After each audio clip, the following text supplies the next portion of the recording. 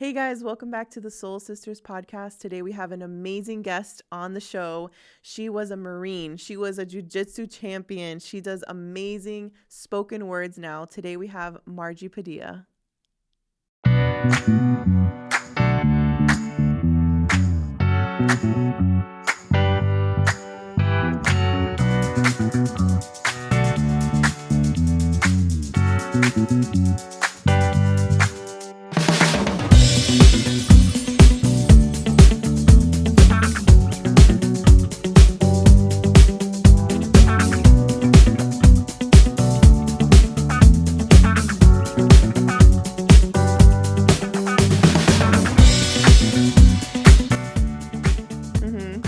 Love to chop it. Yeah.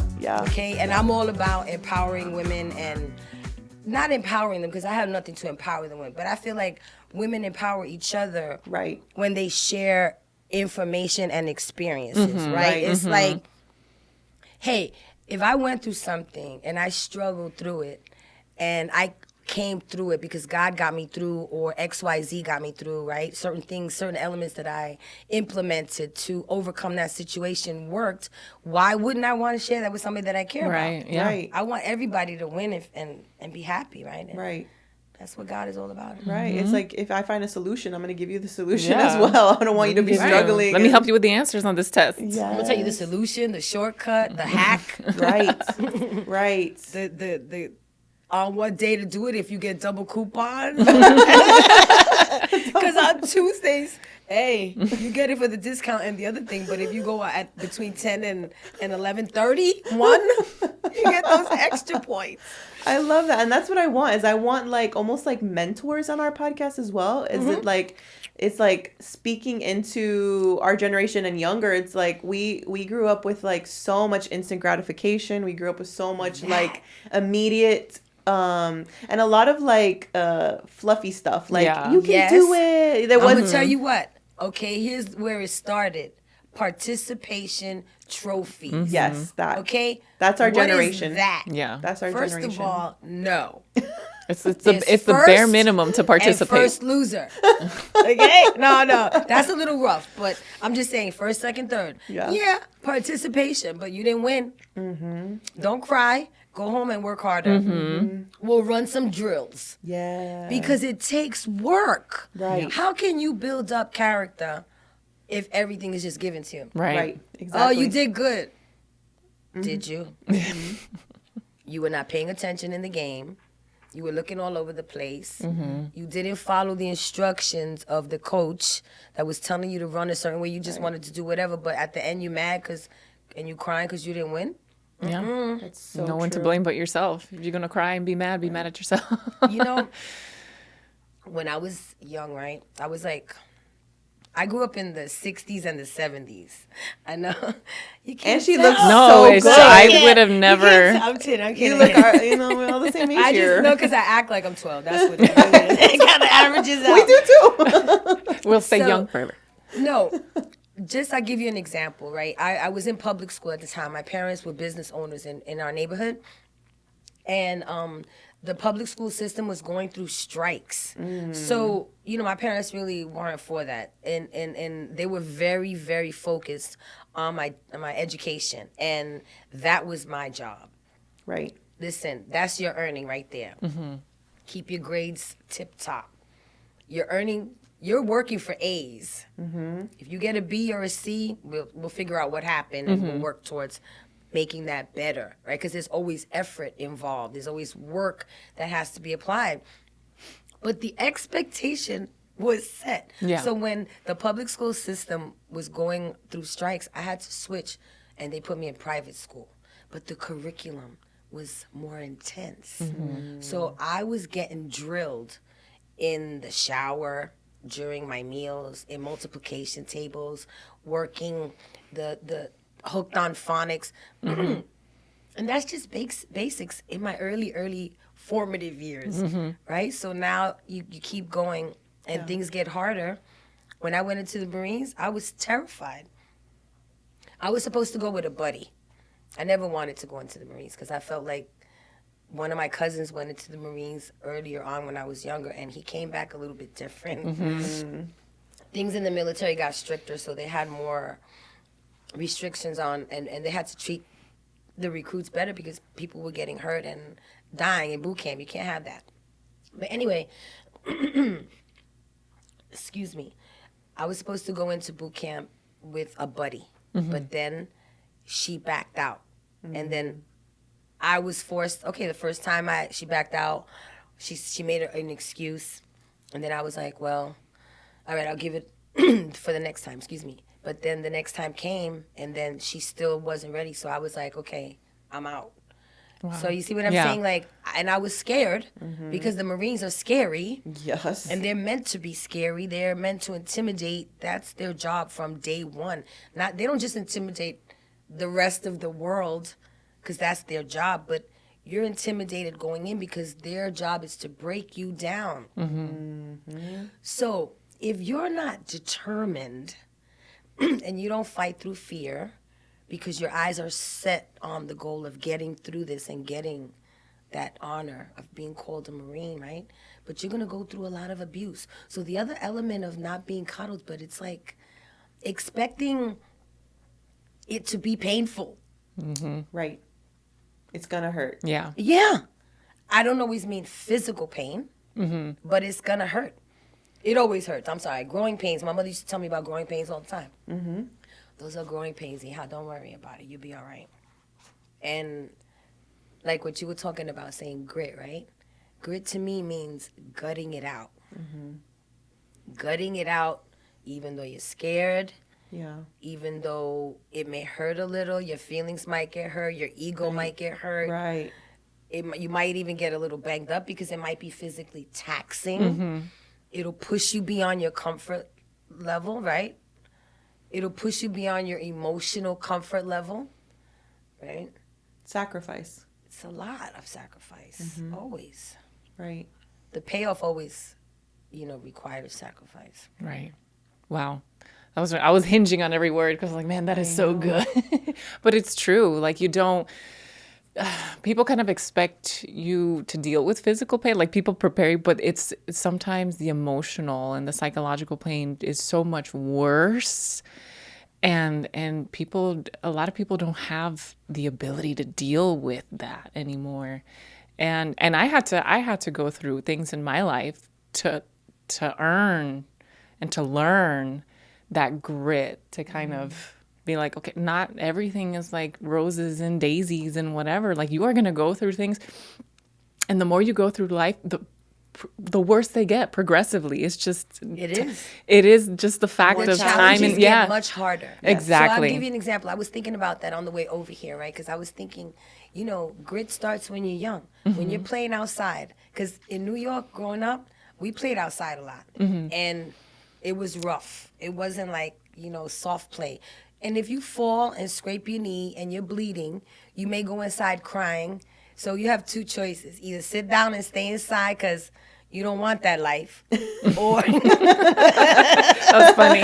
Right? Or you cry, you wipe your tears, you clean it off, you put a Band-Aid, and you gut up and you go back outside and you play some more. Yeah.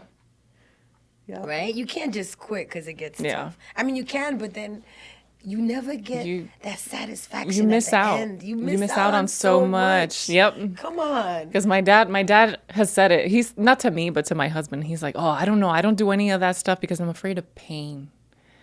I'm afraid of pain. And I'm like, but you're going to miss out on so much. And for pain that may or may not take place. That's a good point. Now, that's why you have to condition yourself, right? I'm an athlete. I've been an athlete since I was really young. I played competitive sports even before I went into the Marine Corps, right? But then in the Marines also, I was all Marine Judo champion. So I played a lot of sports, but it takes conditioning, right? So you're conditioning your brain because okay, you're going into competition. You're going to go against other athletes that are really strong and training just like you. But if you condition your body, you don't feel the pain as much because you're working out, your body's conditioned. Right. You are mentally prepared because since your body's conditioned, you're mentally prepared. So now you want to compete, right? So that's where the drive comes from. You're like, okay, I did the preparation. I put in the work, just like those Olympic athletes. They put in years and years and years of train. They eat right, sleep right. It's like a whole thing. Yeah. So success is not going to just be handed. Right. You know, failure is also part of success. So Yes. if you're okay with failing, you'd be Yes. like, well, I got to go back and why that person did a little better. What did they do different? Yeah. You know? Seeing And someone else, Yeah. seeing someone else's successes as jumping point, or like, you know, And Right. seeing someone else's failures, I think, is really important too. Yeah. Like, or sharing your failures as well, I because agree. I think that's really important. Is sometimes growing up, you don't see a lot. Like for me, I didn't see a lot of failure growing up. I saw, I had a really picture perfect growing up, honestly. Awesome. And so that's great. That's what every parent wants for their kids, is to have a wonderful, beautiful childhood.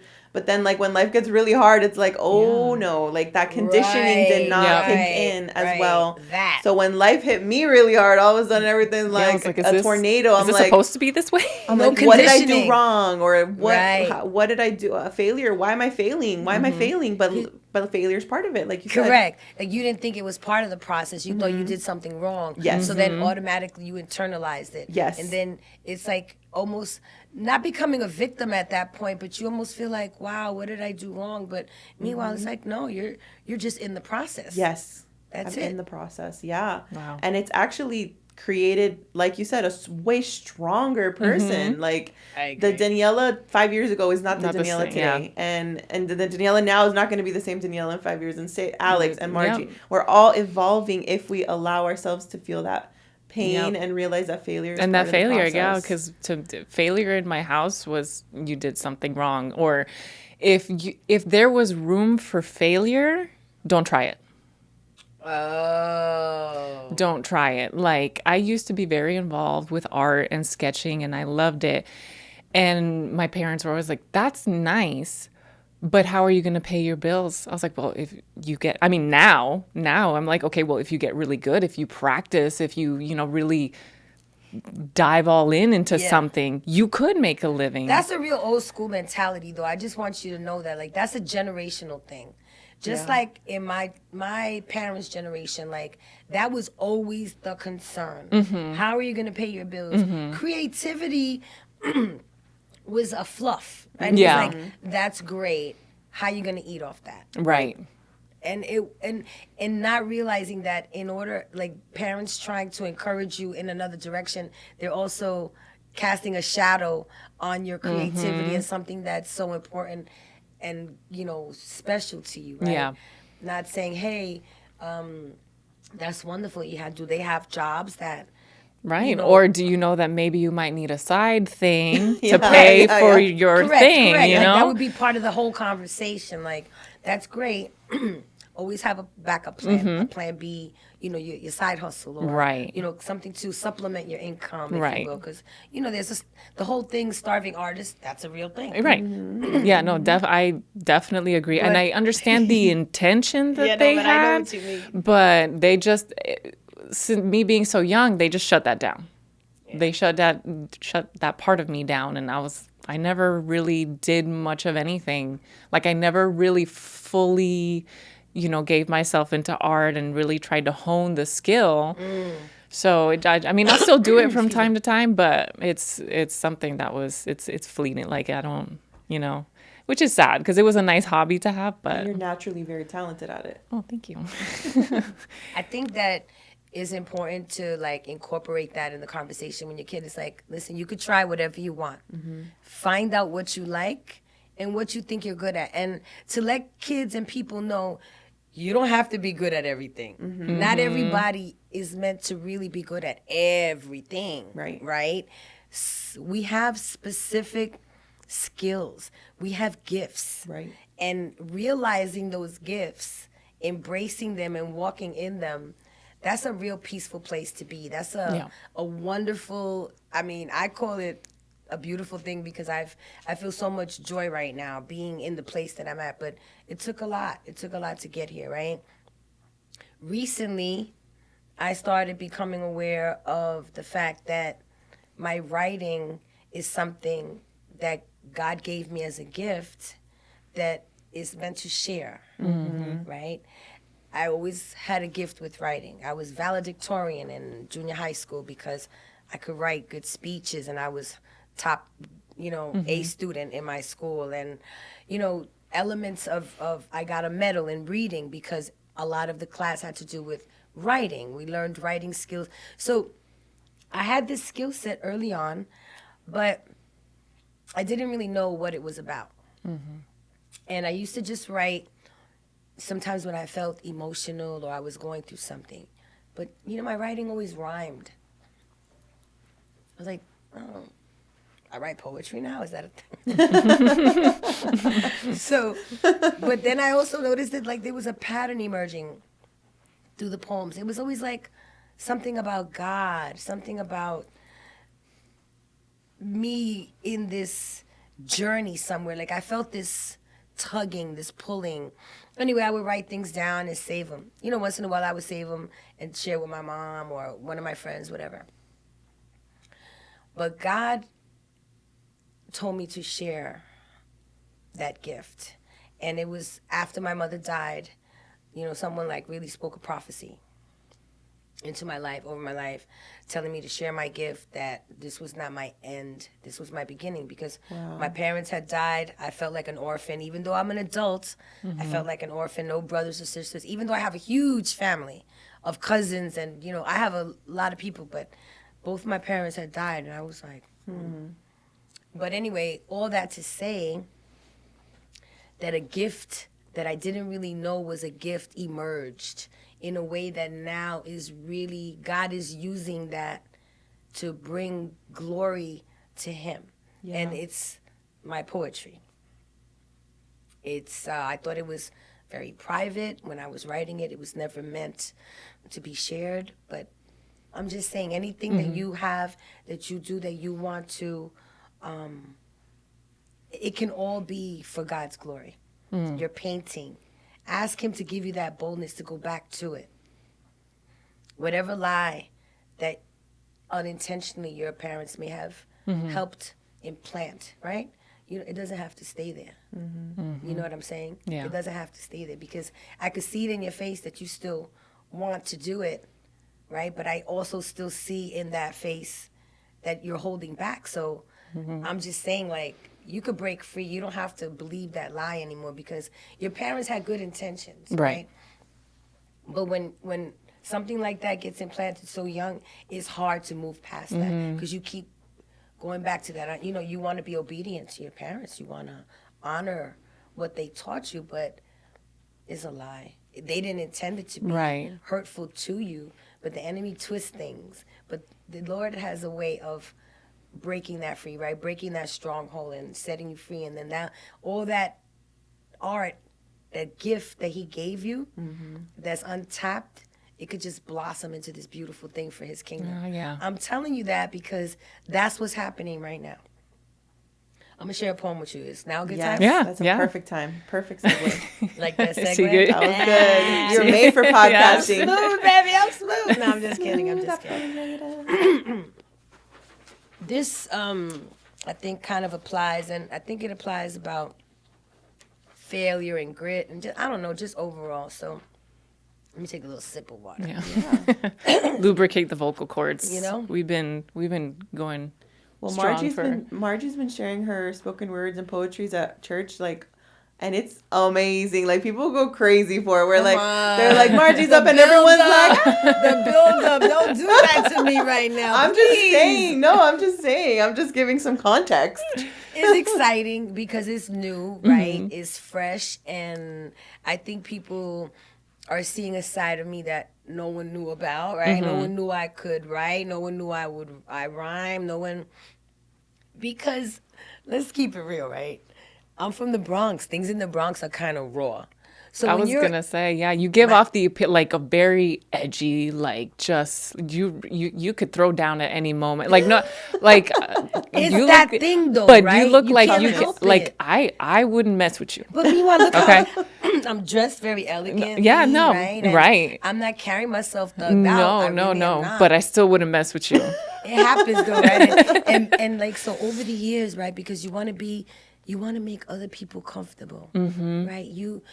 I'm aware of that. The intensity, I bring it all the way down for the audience because I don't want. I learned over the years that what I think is a 3, other people perceive as a 10, right? Because my personality is very intense, but God works all that. He smooths all that out, and you know. But he also made me aware of things, right? And Daniela and I spoke about this too. When you self-reflect, I was really aware of the fact that Jesus is the lion and the lamb. And if we want to be like Jesus, we have to embrace both aspects of him, so right? The lion and the lamb. Me, lion, down pat. I grew up in the Bronx. I mean, it's rough. My second day of school in second grade, I got punched in the face. Oh, wow. I had a black eye. My mother went bananas. Okay, that's another story, but I'm just saying. Yeah. That's normal day-to-day life. You could be going to the store just for no reason and somebody, you're just going to get jumped. They're going to take your money or steal your bus pass or train pass. It's just, it's hardcore, but it's okay. What I'm saying that is that when I started having this relationship with Jesus over the years, he knew that he had intentions for me, right? He was molding me, and the enemy was trying to come against me and generations. But I had to learn how to embrace the lamb, right? I didn't like anything about that. I was like, nope, that ain't me. I'm not going to the slaughter. Y'all ain't gonna get me. I'm not built for that. Excuse me, but the gentleness, right? The ability to draw people in with kindness and love and caring, as opposed to being completely intimidating at all times. That has to be something that's saved for life and death situations. That has to be like, Pastor, you want me to go get him? Or whatever. You know, I'm kidding, but you know, something where there's a threat. That doesn't have to be on all the time. You know, and the Lord knew my heart because I became a leader of a team in church.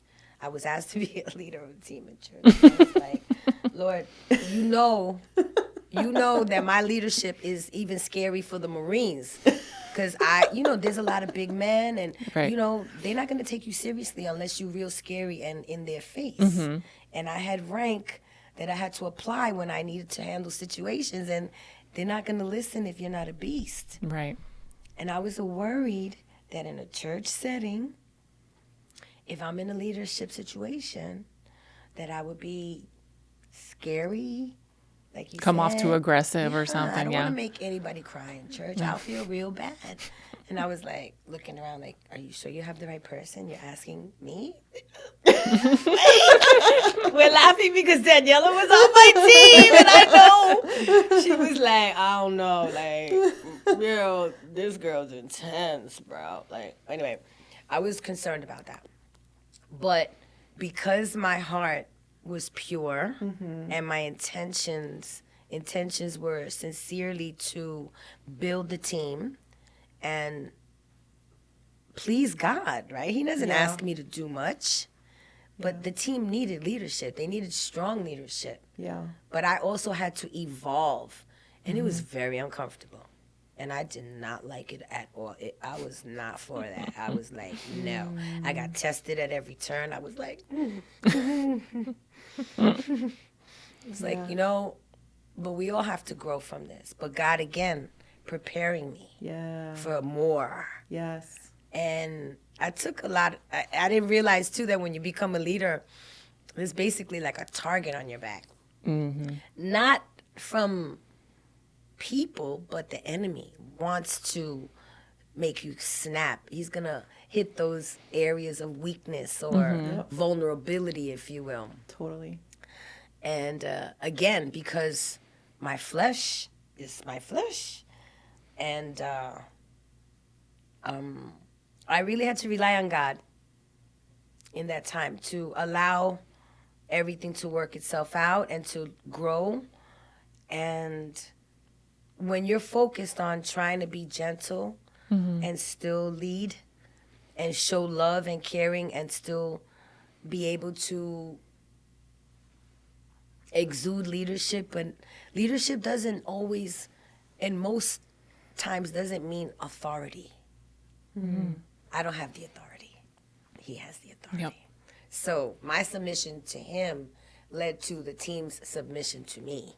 Wow. Yeah. And Daniela was so, just again in conversation, because we share things, right? And, you know, I'm really open about my growth or areas that I feel that I need growth. Because I feel like when you're open about it, people see you as vulnerable, they see you as real, and you're way more approachable. And then when you correct them in certain areas, or you try to lead them in an area or point things out, they're more apt to embrace it. Totally. Because it's like, if you can check yourself and call it out in front of Right. everybody, Then you know what you're talking about.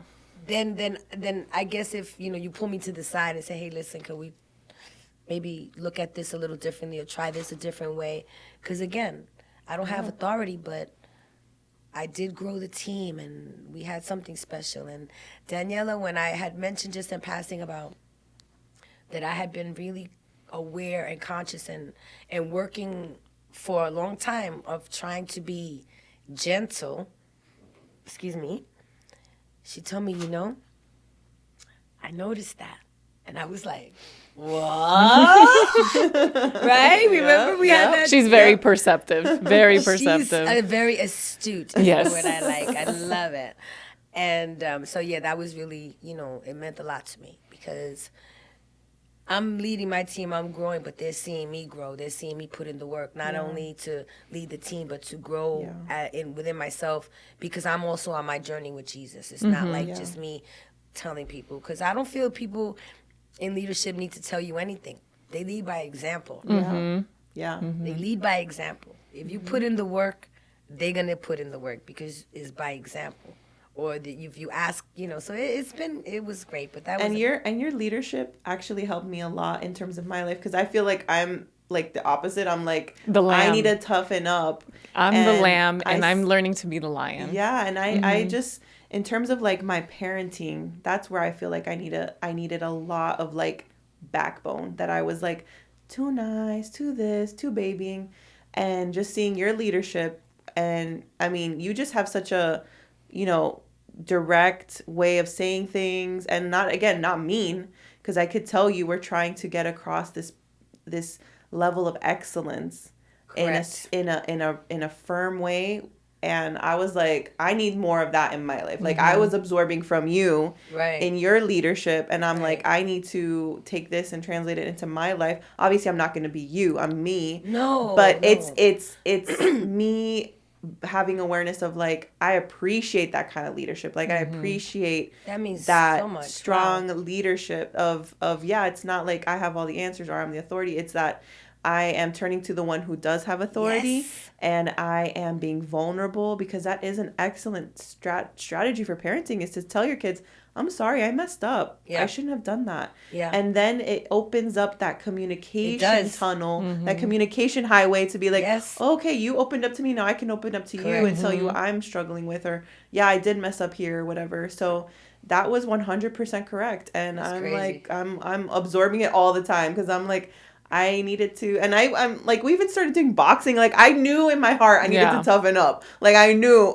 like, I needed to get hard. You know what I'm saying? And it's like, so I was absorbing all of that. Like, I was absorbing it all. So in a season of life, embracing the lion right now to try to become tougher. Because that's where the balance comes in, right? Because I needed the balance. I needed that balance. I needed to come into that middle place where it's like, listen, you can't be all one side. Right. You know, you can't, because it's not effective. Right. It really isn't. And God is that perfect balance, you know. He's, you know, I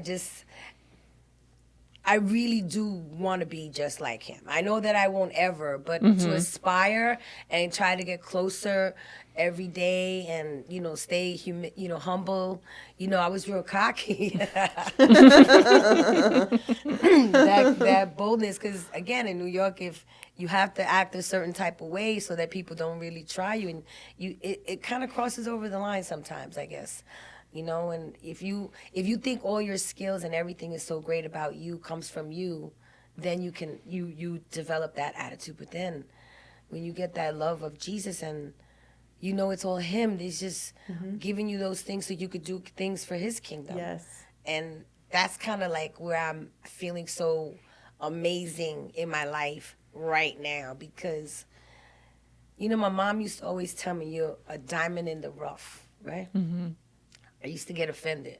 I was like, why I gotta be in the rough? Why I'm already clear cut, Mom. What are you talking about? What's up? But I had to get over that too, because that's a sin. I realized that getting offended for everything is a sin. I was like, yeah, that's you, girl. You need to get over yourself. So I like to laugh more and just take things like, ooh, I better work on that. But she used to tell me that a lot, about me being in the diamond in the rough. But I get it now, right? I get it now, because I see it takes a lifetime of reflection and looking at yourself in the mirror. And that's another thing. Women beat themselves up too much. Reflection is not about looking in the mirror and saying, oh, you ugly, oh, this, oh, that, and finding flaws. No, it's about reflection is saying, you could do better, girl. It's okay. But you're still a queen. You're still a queen. And you're still beautiful. Can you do better? Can you take care of your health a little better? Can you eat right? Can you sleep more? Can you love yourself more? Take a few minutes for you. Yeah. I say that specifically to mothers and wives, you know. Me, I knew early on that wasn't for me.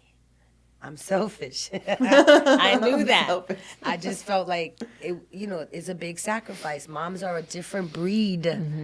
They need to be up on a pedestal, but that's another podcast altogether. Just saying, they have another level of grit. But yeah, anyway, so let me just share this poem. Yeah. Okay.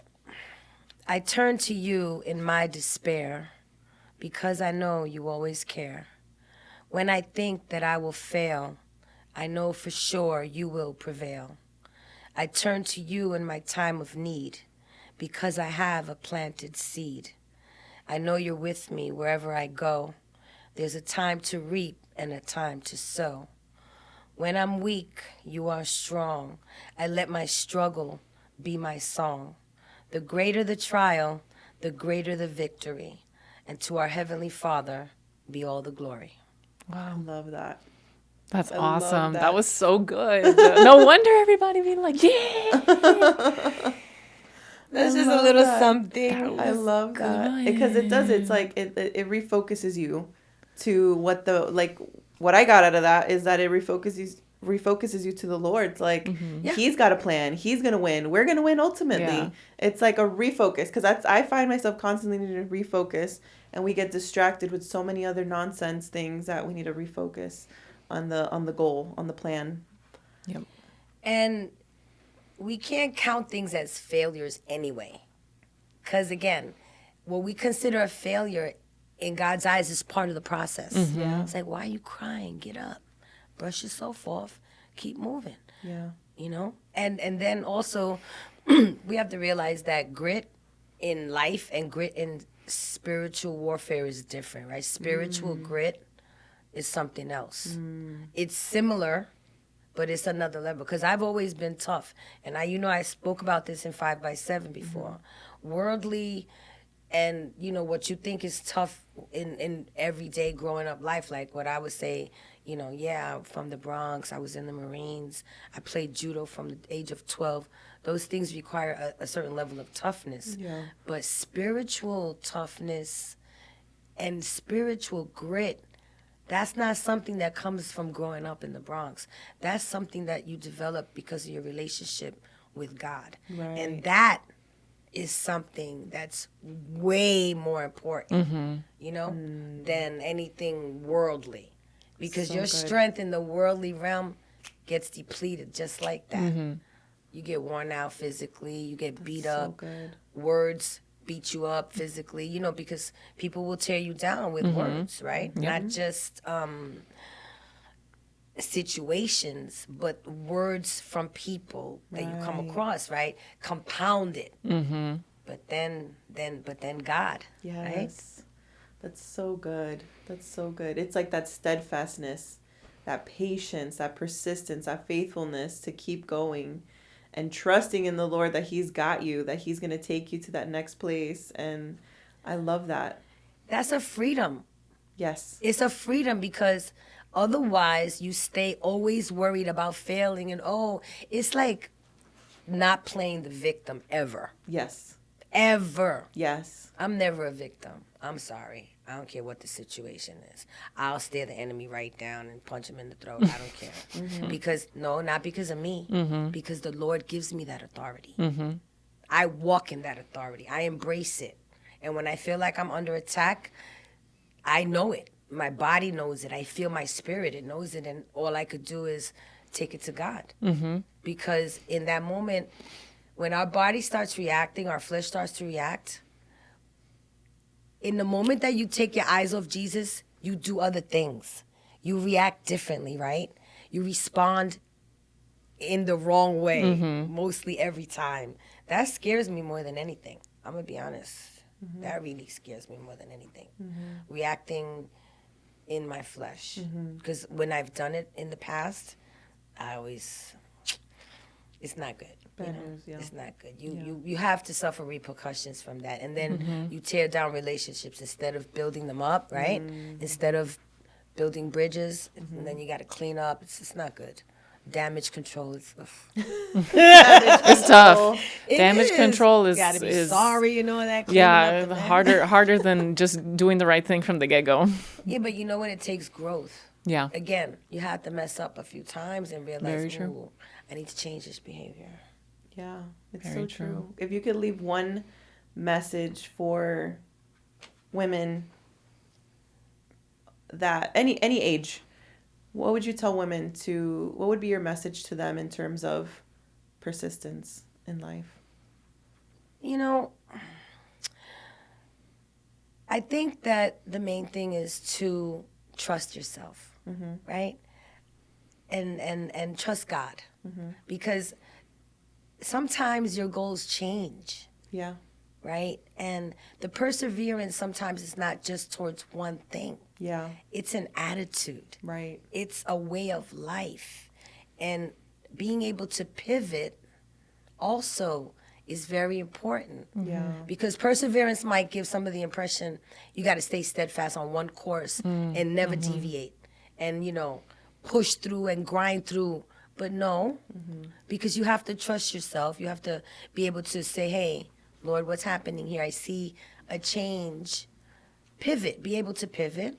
So I say trust yourself, but always take it to God. Always. Because sometimes we react, not just women, people react based on feelings. You can't go by your feelings. Right. You cannot go by your feelings. Your feelings take you astray. They all the deceive you. time. Yeah. They do. They do. So I just say, hey, first focus on that relationship with God, and then trust Him, trust yourself, and be able to pivot, but still press forward, knowing that the direction might change, but you're still going forward. Even if you go a little to the left, a little to the right, but I love that. and just really love yourself in the process, right? Enjoy the journey on the way to where you're going. Because a lot of times people feel like they can't get happiness or they can't experience joy until this. That's so true. Until this. Right. Until this, like, me. I want a husband. I want to be married. But I'm not going to say that. I'm not going to live my life to the fullest until then. Right. Yeah. I'm not going to serve and give God my best because I'm miserable thinking that, I don't have a man, or just anything else. Yeah. I don't have that big house, so I can't be happy. Yet. I don't have that fancy car. I'm just saying that. Yes. Be happy where you are. Yes. And if you want more, work hard for that. Yeah. But be able to pivot. Yeah. Yeah, it's so true. Yeah. I feel like God told me that. Like he's like, enjoy, stop enduring. And I was like, oh my gosh. Like that was very specific to my mothering life. But I was like, I felt like every day was a battle and this and that. And I already knew how every day was going to go. It was a grind. It's the enemy lying to you, girl. Yeah. But it was in bringing that enjoyment factor. Now it's so different. It totally changed. It's yeah, it's like this. It's a perspective And you're totally change. a cool mom. Anyway, you're like a fun, cool mom. She's I so appreciate creative, it. and she does so much wonderful stuff in our church. I Yeah. appreciate that. Okay, I have one more poem. I don't know if we're gonna All right, wrap we'll up. close with this one. We'll close with Yeah, this. yeah. This is just kind of to go. This is a good one to go with to close, I think. Okay. I shall put on the full armor of God each day, and I know the Lord will make a way for me to stand against the evil one. Don't have to hide, no need to run. I have all that I need to take a stand, 'cause my Father has me in the palm of his hand. He's given me the confidence and the authority. With God in my life, I have the security. So I can be bold and stand against the enemy's schemes. With the armor of God, I have all that I need. So good. That's awesome. Thank you so much, Margie, for being on our This little was so podcast. fun. I felt like we were just chatting it up. Yeah. I didn't even know when we started or when we began. But I was like, hey, we're That's the rolling. goal. That is how it is. I Yeah. know. And, you know, I love a good chat session, or I like to say chopping it up, especially, you know, when God is involved in the conversation. Yes. I'm excited and on fire for God. So it's a Well, good thank you thing. for sharing Thank that you with for our having me. listeners. Thank you for being honest and open and sharing your story, because it's hard for some people to share.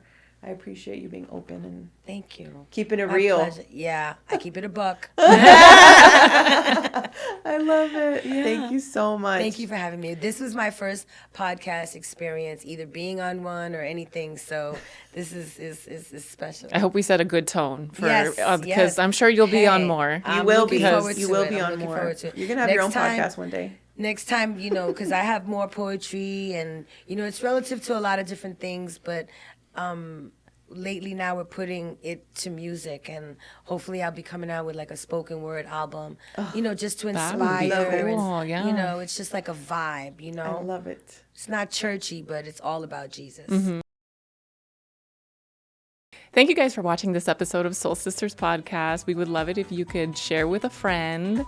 And like, subscribe, follow, all the things. Anything that you guys share and promote is going to help our podcast grow. And obviously, this is for you guys. Like, we want this to be something that's edifying and entertaining and fun and a friendship that you can build on via podcast, just like literally listening in the car. So anything that you can do to share this podcast would be so wonderful.